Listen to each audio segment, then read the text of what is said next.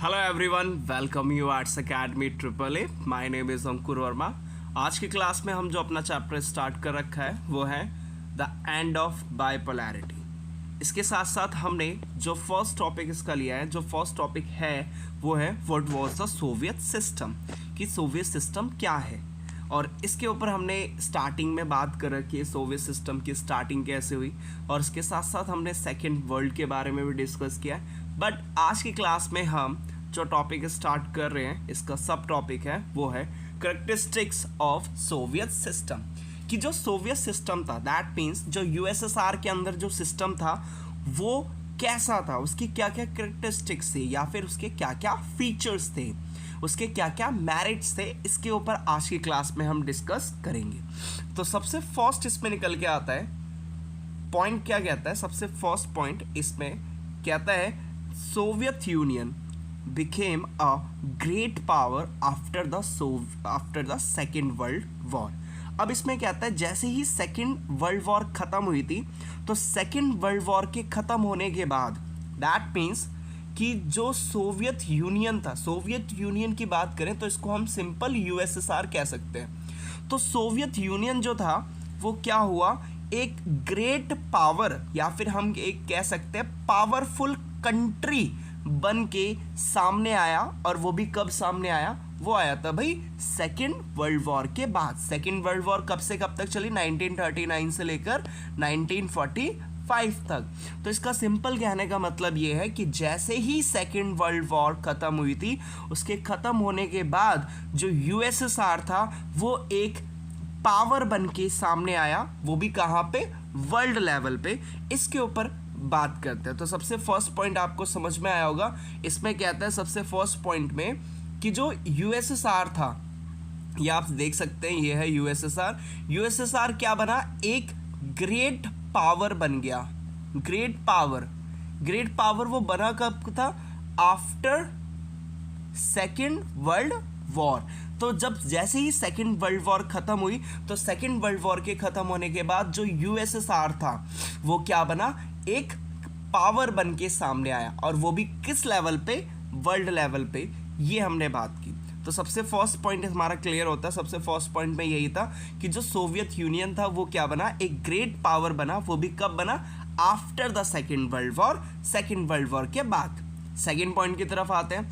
Second point कहता है Soviet economy was than the more developed than the rest of the world except for the US. अब इसमें कहता है कि जो सोवियत जो सिस्टम था या सोवियत यूनियन की जो इकोनॉमी थी, इकोनॉमी मतलब उसकी जो अर्थव्यवस्था जिसको हम कह सकते हैं कि वो कितना अर्न करता था, कितना मतलब वहाँ पे बिजनेसेस कितने थे, कितना डेवलप था इकोनॉमी, दैट मीन्स पैसों के रूप में वो कितना पावरफुल था। तो इसमें कहा गया कि अगर हम सोवियत इकोनॉमी की बात करें तो वो भी बहुत ज़्यादा डेवलप थी, more develop than the rest of the world. इसका कहने का मतलब ये है कि वर्ल्ड में जितनी भी कंट्रीज हैं उन सभी कंट्रीज में सबसे ज़्यादा जो डेवलप जिसकी इकोनॉमी थी वो किसकी थी, यूएस की थी। एक्सेप्ट द यूएस, यूएस को छोड़ कर कह रहे हैं कि मतलब कि यूएस की नंबर 1 पे थी, और सेकंड नंबर पे अगर हम बात करें जो वर्ल्ड की इकोनॉमी है वो किसकी थी, यूएसएसआर की थी। दैट मीन्स सोवियत यूनियन की थी। कैसे हम पता कर सकते हैं, देखिए इस डायग्राम में आपको साफ क्लियर दिखाई दे रहा है। इस ग्राफ की अगर हम देखें तो ये जो ग्राफ है, ये वाली जो ब्लू लाइन है ये है आपकी यूएसए की। देन जो रेड वाली लाइन है ये किसकी है, ये है आपकी रशिया, जिसको हम यूएसएसआर कहते हैं या सोवियत यूनियन की है। और जो ग्रीन लाइन है ये किसकी है, ये है वर्ल्ड की। तो फर्स्ट नंबर पे जिसकी वर्ल्ड इकोनॉमी थी, आप देख सकते हैं ये थी 1885 की बात कर रहा है, 1905 की बात कर रहा है, फिर 1925 और 1945 कि मैंने आपको बताया था कि 1945 के बाद जो यूएसएसआर था वो एक ग्रेट पावर बन के सामने आया, बड़ी पावर बन के सामने आया। वो भी कब, 1945 के बाद। तो अगर हम 1945 के बाद की इसका ग्राफ देखते हैं तो हमें ईजिली शो होता है कि ये वर्ल्ड में जितनी भी कंट्रीज हैं, वर्ल्ड की कंट्रीज से तो सबसे ज़्यादा है, लेकिन यूएसए से कम है। ये इसमें शो करने की कोशिश करता है कि आफ्टर सेकेंड वर्ल्ड वॉर के बाद यूएसएसआर की जो इकोनॉमी थी, मतलब कि जो रशिया की इकोनॉमी थी, वो वर्ल्ड में सबसे ज़्यादा थी, बट किससे कम थी? यूएसए से कम थी। तो इस पे सेकंड पॉइंट में यही क्लियर होता है। सेकंड पॉइंट में क्या कहता है कि जो सोवियत यूनियन की जो इकोनॉमी थी, या सोवियत इकोनॉमी जो थी, वो बहुत ज़्यादा डेवलप थी। किससे? वर्ल्ड में जितनी कंट्रीज है उनसे, बट अमेरिका से कम थी। अमेरिका से सेकंड नंबर में थी। मतलब कि सबसे ज़्यादा जो वर्ल्ड इकोनॉमी जो सबसे ज़्यादा डेवलप थी वो किसकी थी? यूएस की थी। और सेकंड नंबर पे किसकी थी? सोवियत यूनियन की थी। तो ये इसकी सेकंड फीचर निकल के आता है, किसका? सोवियत सिस्टम का। फर्स्ट फीचर ये था कि वो एक पावर बन के निकला, वो भी कब? After the second world war. Second point क्या था? सेकंड पॉइंट ये है उसकी जो इकोनॉमी है वो वर्ल्ड में सबसे ज़्यादा डेवलप थी एक्सेप्ट यूएस को छोड़ के। दैट मीन्स हम कह सकते हैं सेकंड नंबर पे सोवियत यूनियन की क्या थी? इकोनॉमी थी। थर्ड पॉइंट की बात करते हैं, एडवांस्ड कम्युनिकेशन नेटवर्क। अब इसका जो कम्युनिकेशन करने का जो सिस्टम था, नेटवर्क था, वो भी काफ़ी अच्छा था। मतलब जो कम्युनिकेशन करना होता था वो भी काफ़ी अच्छा माना गया। आप देख सकते हैं इसमें कम्युनिकेशन के लिए उसने क्या कर रखा था? हर जगह से डेवलप कर रखा था अपने आप को। किसने? रशिया या यूएसएसआर ने, मतलब कि सोवियत यूनियन ने। तो सोवियत यूनियन के इस मैप में आप इजीली देख सकते हैं कि हाँ, उसने अच्छा एक एडवांस कम्युनिकेशन नेटवर्क डेवलप किया था, वो भी कनेक्टिविटी को बढ़ाने के लिए। वो भी किसने? यूएसएसआर ने। तो थर्ड पॉइंट हमारा क्लियर होता है। नेक्स्ट पॉइंट क्या कहता है? Vast energy resources including like oil, iron and steel. अब कहता है कि जो सोवियत यूनियन है इसके पास बहुत ज़्यादा एनर्जी रिसोर्सेज थी। अब ध्यान से समझना, रिसोर्सेज क्या होता है? रिसोर्सेज वो चीज़ें होती हैं जो हमारी नीड्स को सेटिस्फाई करती हैं। मान लीजिए मुझे अभी लिखना है, तो लिखने के लिए मैंने क्या यूज़ किया? पेन। तो पेन मेरे लिए क्या बन जाएगा? रिसोर्स बन जाएगा। फॉर द एग्जाम्पल मुझे रीडिंग करनी है, मुझे पढ़ना है, तो मेरे लिए बुक्स मेरे को उस टाइम पे नीड हो सकती है, तो बुक्स मेरे लिए क्या बन जाएगा? रिसोर्सेज। फॉर द एग्जांपल मेरे को ब्रीथ लेनी है, सांस लेनी है, तो सांस ले लेके मुझे क्या चाहिए? एयर चाहिए, और उसके साथ तो एयर मेरे लिए क्या बन जाएगा? रिसोर्सेज बन जाएगा। तो सेम एज इट इज़, जो चीज़ें ह्यूमन की नीड्स को सेटिस्फाई करती हैं उसको हम क्या कहते हैं? रिसोर्सेज कहते हैं। बट ये कौन से रिसोर्सेज की बात कर रहे हैं? एनर्जी रिसोर्सेज की। ऐसे रिसोर्सेज जिससे क्या मिलती हो? एनर्जी मिलती हो, पावर मिलती हो। तो ये इस टाइप के रिसोर्सेज रशिया के पास बहुत ज़्यादा है, या सोवियत यूनियन के पास बहुत ज़्यादा है। तो कौन कौन से रशिया के पास ऑयल रिसोर्सेज बहुत वास्ट, मतलब बहुत ज़्यादा थे? अगर हम बात करें तो ऑयल है, इसके साथ आयरन भी है और स्टील भी है। इसको हम कैसे समझ सकते हैं? देखिए, ये एक ग्राफ, एक मैप है, इसमें लिखा हुआ है, इसमें क्या बना हुआ है? इसमें मेन डेटा दे रखा है कि minerals and energy resources of Russia की जगह हम इसमें यूएसएसआर भी लिख सकते हैं, कोई प्रॉब्लम नहीं है। तो अगर हम बात करें ऑयल का कितना है? 39.6 ट्रिलियन रूबल्स है। रूबल्स क्या है? रूबल्स आपको पता ही है, रशिया की करेंसी है। इसके साथ साथ मेन, और अगर टन की बात करें तो कितना क्वांटिटी उसके पास कितना है? तो इसमें बोला गया 9.04 बिलियन टन्स की कैपेसिटी है, मतलब इतना है किसके पास? रशिया के पास। इसके साथ साथ कोस्ट भी बताइए। कोस्ट मतलब कि उसकी रिसोर्सेज की पैसा कितना है, कितने कॉस्ट की है, कितने रुपये, कितने पैसा की है उनकी, कितनी? यूएसएसआर की। इसके बाद गैस की बात करें तो गैस में 11.3 ट्रिलियन रूबल्स की है। इसके साथ साथ अगर हम बात करें कोकिंग कोल की बात करें तो 2 ट्रिलियन रूबल्स की है। इसके साथ डायमंड्स की बात करें तो डायमंड्स में इसमें आता है 505 बिलियन रूबल्स की है।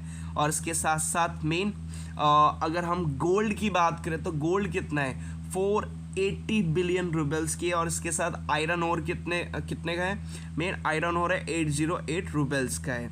तो ये टोटल अगर हम इसमें कह सकते हैं तो total valuation of all minerals and energy resources, oil, gas, gold, copper, iron और कोल और डायमंड के मिला के कितना बन जाता है? कितने रूबल्स में आ जाता है? तो ये अगर हम बात करें तो 55.2 ट्रिलियन, लेकिन बट वो ट्रिलियन डॉलर में नहीं है, बल्कि किस में है? रूबल्स में है।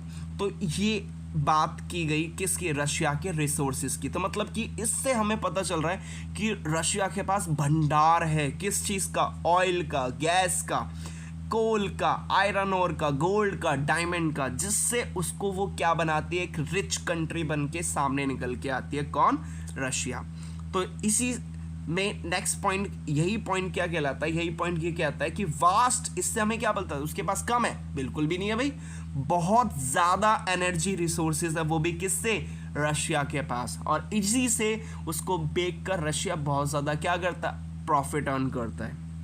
इसके साथ साथ नेक्स्ट पॉइंट क्या कहता है, नेक्स्ट पॉइंट कहता है well organised and spacious system of transport. Transportation भी सिस्टम भी इसके पास वेल ऑर्गेनाइज्ड, वेल ऑर्गेनाइज्ड मतलब बढ़िया तरीके से ऑर्गेनाइज्ड है, ऐसा नहीं है कि कहीं खराब पे है, नहीं, बल्कि बहुत बढ़िया रेलवे सिस्टम भी किसके पास, रशिया के पास। इसके साथ स्पेशियस सिस्टम, दैट मीन्स कि वहाँ पे बहुत ज़्यादा वास्ट लेवल पे फैला हुआ है, बहुत बड़े लेवल पे हम क्या देखते हैं, रशिया का ट्रांसपोर्ट सिस्टम देख सकते हैं। ये आप देख सकते हैं कैसे ट्रांसपोर्ट सिस्टम बहुत बढ़िया तरीके से रशिया ने क्या करा है, डेवलप किया है। तो ये भी इसका क्या है, एक इसका फीचर ही है।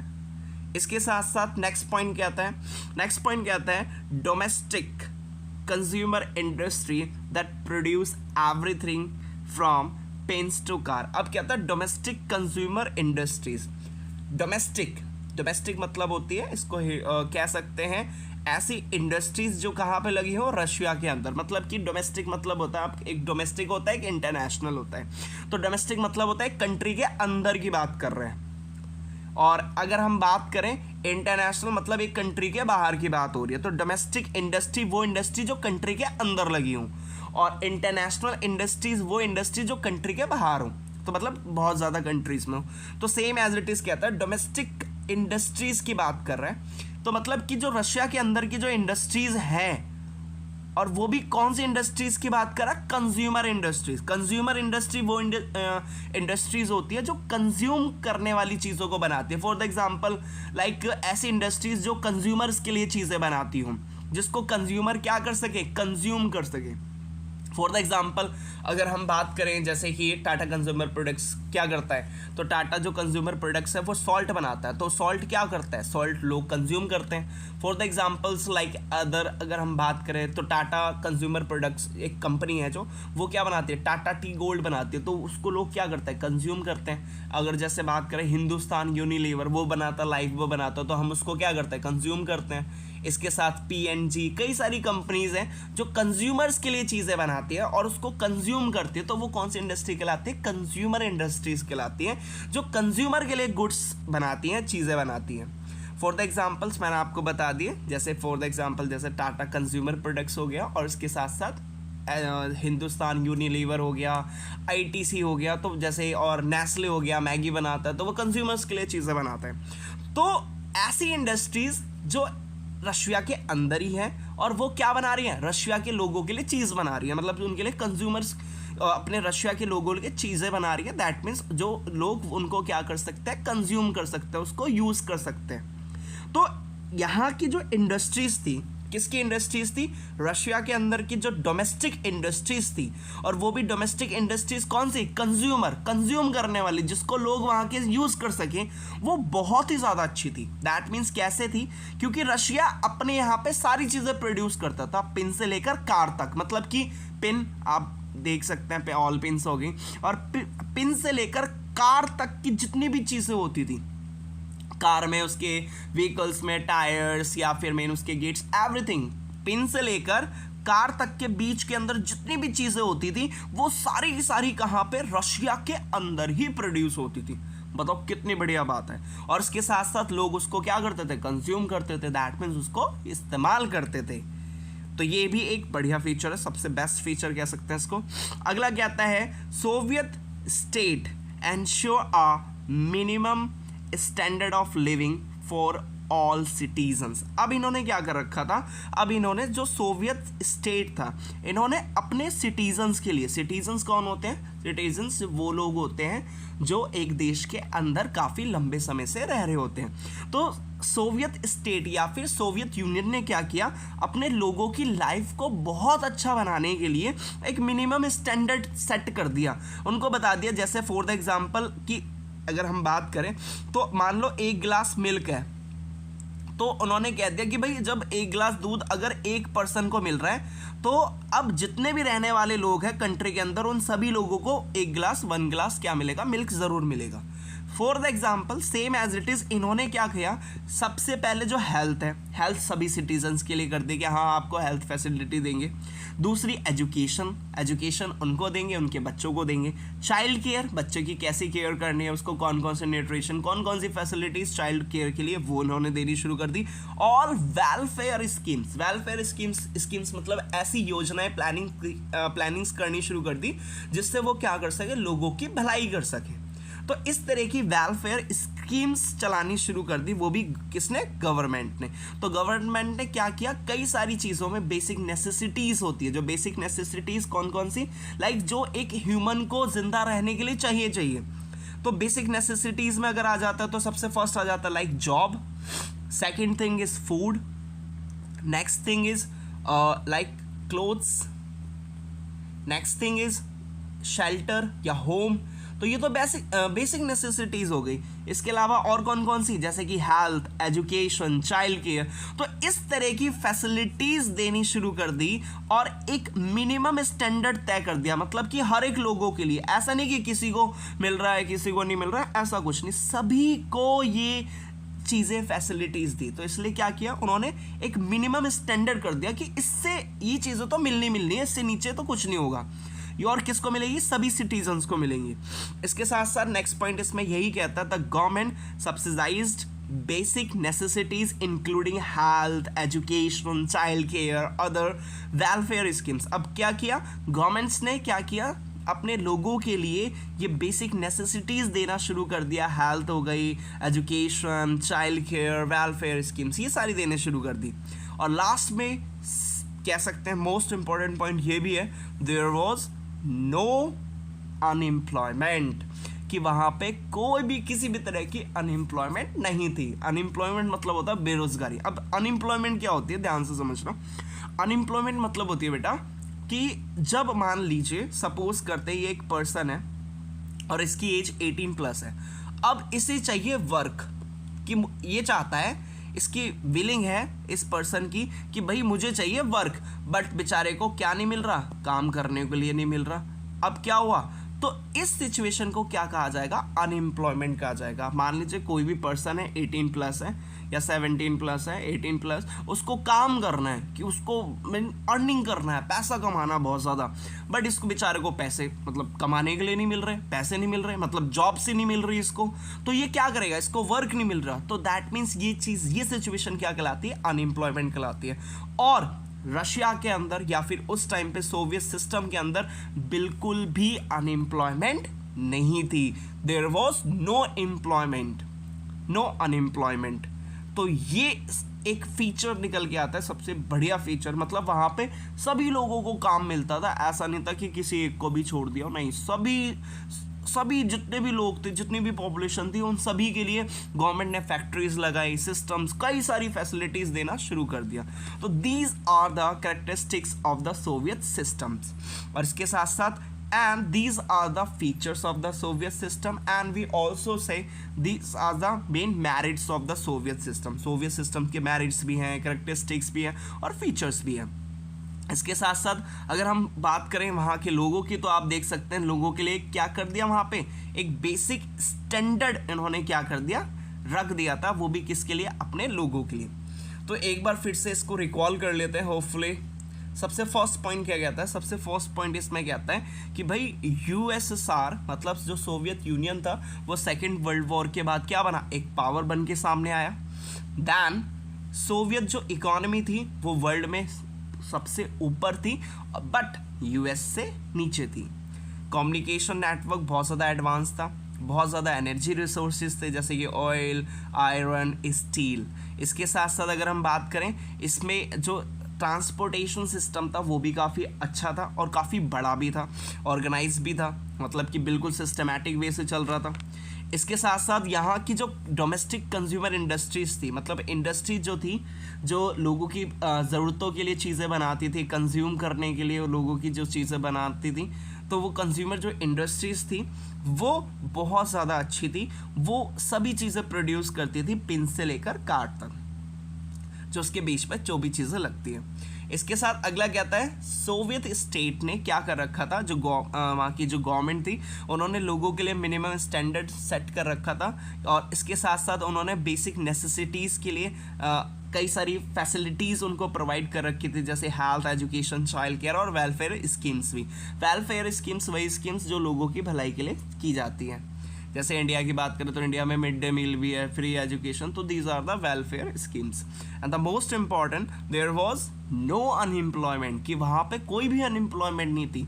अब अनएम्प्लॉयमेंट क्या होता है, जब कोई पर्सन काम करने के लिए उसका मन है, उसकी विलिंग्स है, बट उसको काम नहीं मिलता, तो उसको हम क्या कहते हैं, अनएम्प्लॉयमेंट कहते हैं। तो these are the characteristics of Soviet Union, and we also say these are the features of Soviet system, और इसके साथ साथ इसके हम मेरिट्स भी कर सकते हैं। अब हमने ये सारी चीज़ें डिस्कस की, अब देखते हैं कि क्वेश्चंस कैसे पुटअप्स होते हैं इस टॉपिक को लेकर। तो क्वेश्चंस की बात करें तो सबसे फर्स्ट अगर क्वेश्चंस में निकल के आता है, सबसे फर्स्ट क्वेश्चन क्या कहता है, which one of the following was not given premises by the makers of the Soviet Union. अब सबसे फर्स्ट इसमें पॉइंट कहता है कि जो सोवियत यूनियन था या सोवियत सिस्टम था, सोवियत सिस्टम के जो मेकर्स थे, मेकर्स मतलब कौन थे, जो बनाने वाले लोग थे, उन्होंने सबसे ज़्यादा इम्पोर्टेंस या सबसे ज़्यादा फर्स्ट किसको नहीं रखा। तो हमें ये पता है, इसमें कहता है which one of the following not the given the premises of the makers of the Soviet system. तो सोवियत सिस्टम को बनाने वाले लोग थे, जो मेकर्स थे, उन्होंने किस किस चीज़ को इम्पोर्टेंस दी और किस किस चीज़ को नहीं इम्पोर्टेंस दी। मतलब इसमें कहता है कि जो मेकर्स थे उन्होंने कौन सी चीज़ को इन्होंने इम्पोर्टेंस दी, सबसे प्रेमिसी मतलब कह सकते हैं सबसे पहले उन्होंने किस चीज़ को रखा। तो इन्होंने सबसे फर्स्ट थिंग को रखा था कि भाई abolition of the private property. बिल्कुल सही बात है कि ये प्राइवेट प्रॉपर्टी को ख़त्म करने के अगेंस्ट में ही आई थी और इक्वालिटी को लेकर आई थी। इसके साथ साथ अगला क्या आता है, a society based on the principle of equality. बिल्कुल सही बात है, ये कौन सी तरह की सोसाइटी चाहते थे, इक्वालिटी चाहते थे। इसके साथ साथ अगला क्या आता है, no opposition party to be allowed. बिल्कुल सही बात है, जितने भी मेकर्स थे, किसको बनाने वाले थे, सोवियत सिस्टम के मेकर्स थे, उन्होंने कौन सी चीज़ नहीं रखी, इसमें से पूछ रहा है। कौन सी चीज़ इन्होंने नहीं रखी, ये भी चीज़ रखी थी, प्राइवेट प्रॉपर्टी नहीं होनी चाहिए, बिल्कुल ये भी रखी थी। एबॉलिश कर दिया, एबॉलिश मतलब ख़त्म कर दिया कि प्राइवेट प्रॉपर्टी नहीं होगी, बल्कि सारी की सारी प्रॉपर्टी मीन मोस्टली गवर्नमेंट के हाथ में होगी और कॉर्पोरेट रहेगी, कई सारे लोग मिलकर उसको ऑन करेंगे। सेकेंड थिंग, इन्होंने सोसाइटी जो थी प्रिंसिपल बेस मतलब इक्वालिटी पे रखी कि सबको बराबर रखा। बिल्कुल सही बात है। नो ऑपोजिशन पार्टी, यहाँ पे कोई भी ऑपोजिशन पार्टी नहीं थी, सिर्फ और सिर्फ एक ही पार्टी थी जिसका नाम था communist party of Soviet Union, जिसकी शॉर्ट फॉर्म CPSU। और लास्ट में क्या था, no state control over the economy. बिल्कुल गलत बात है भाई, अब स्टेट की इकोनॉमी पे तो सारा का सारा कंट्रोल किसका था, स्टेट का ही था ना। ये चीज़ इसमें रखी गई कि मतलब कि जो पूरा का पूरा स्टेट था, स्टेट का पूरा कंट्रोल होगा, वो भी किस पे, इकोनॉमी पे। तो ये पॉइंट नहीं था, ये मेकर्स ने ऐड नहीं किया, वो भी किस में, सोवियत सिस्टम में। तो ये इसका फोर्थ, इसका करेक्ट आंसर है। नेक्स्ट पॉइंट बढ़ते हैं। नेक्स्ट क्वेश्चन क्या कहता है, नेक्स्ट क्वेश्चन इसमें कहता है, on which ideology was the Soviet political system based. अब कहता है जो सोवियत पॉलिटिकल सिस्टम था वो कौन सी आइडियोलॉजी, आइडियोलॉजी मतलब होता है विचारधारा, कौन से थॉट पर बेसिकली वो बेस्ड था। तो इसकी जो मेन सोवियत पॉलिटिकल सिस्टम था वो किस पे था, सोशलिज्म पे था और इसके साथ साथ कम्युनिज्म पे था।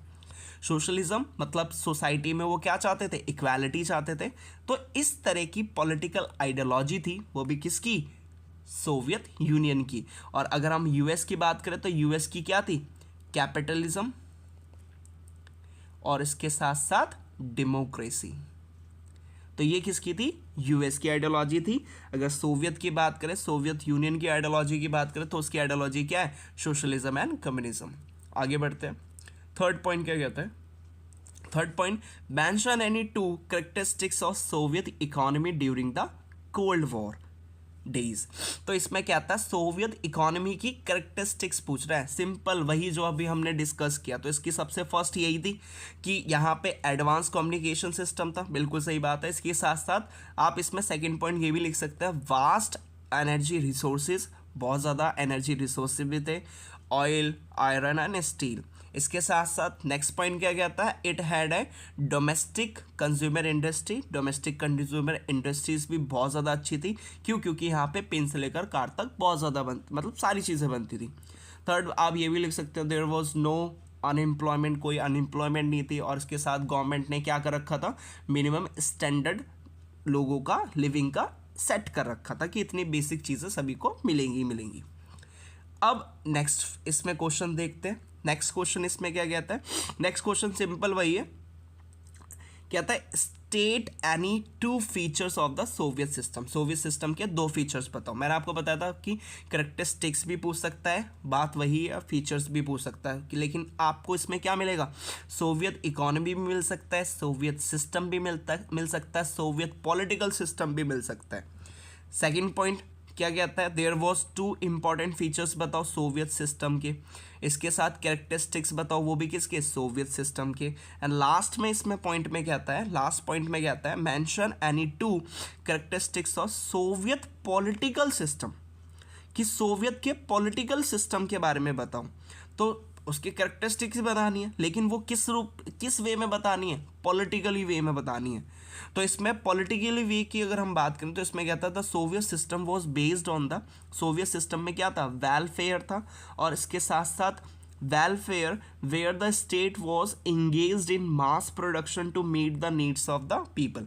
इसमें क्या कहता है, जो सोवियत सिस्टम था वो किस पर, Soviet system was based on, जो पूरी की पूरा सोवियत सिस्टम था वो चाहता क्या था, वो यही चाहता था कि जो हमारे लोग हैं उनकी क्या हो, भलाई हो, मतलब वेलफेयर हो। और इसी चीज़ को पूरा करने के लिए जो स्टेट था वो किस में लगा हुआ था, मास प्रोडक्शन में लगा हुआ था। मतलब कि मान लीजिए सपोज करते हैं ये यूएसएसआर है, तो यूएसएसआर का मेन मोटिव क्या था, मेन मोटिव था वेलफेयर करना। और वेलफेयर किसका होगा, पीपल्स का होगा, जो लोग होंगे उनका वेलफेयर करेंगे। तो उनका वेलफेयर कैसे होगा, जब लोगों की जो नीड्स हैं वो बिल्कुल क्या होंगी, फुलफिल होंगी। जो लोगों की नीड्स होंगी वो पूरी होंगी, तभी तो लोगों की भलाई हो पाएगी ना।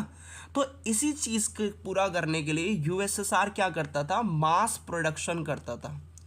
मास प्रोडक्शन मतलब बड़े लेवल पे प्रोडक्शन करता था, और इस प्रोडक्शन से वो वेलफेयर करता था, और वो भी किसका करता था, लोगों का करता था। एक बार फिर से इसको समझ सकते हैं कि जो यूएसएसआर था, सोवियत सिस्टम था, वो चाहता क्या था, वो चाहता था वेलफेयर हो। वेलफेयर मतलब भलाई हो, किसकी भलाई हो, लोगों की भलाई हो।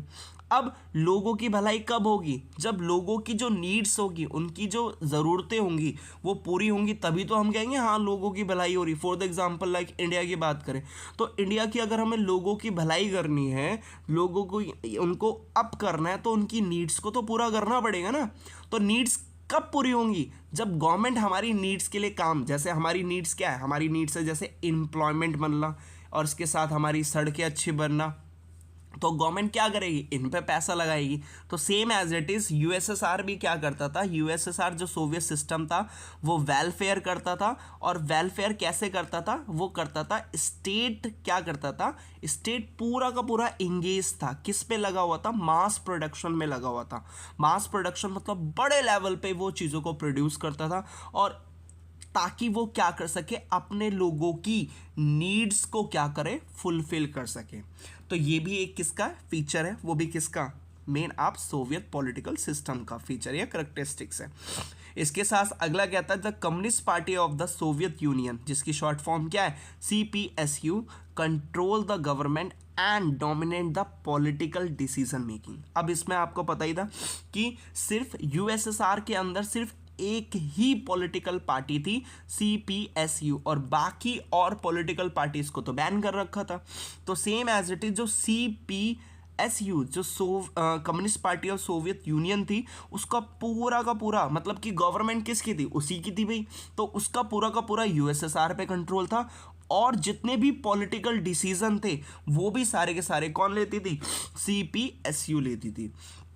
तो ये सारे के सारे हमने क्वेश्चन डिस्कस किए। इसमें आप और भी लिख सकते हैं कि करेक्टरिस्टिक्स बता सकते हैं सोवियत पॉलिटिकल सिस्टम के, और भी जैसे फॉर द एग्जांपल कि उसकी इकोनॉमी बहुत ज़्यादा मतलब डेवलप थी और इसके साथ एक मेन ग्रेट पावर बन के सामने आई, और इसके साथ इसमें क्या था, इकोनॉमी जो पर पूरा का पूरा कंट्रोल था स्टेट का था।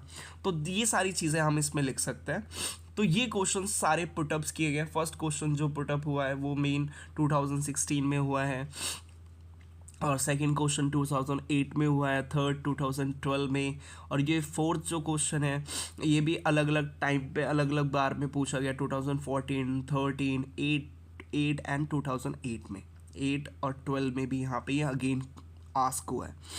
तो होपफुली आपको ये वीडियो समझ में आई होगी, अच्छी लगी होगी। Thank you.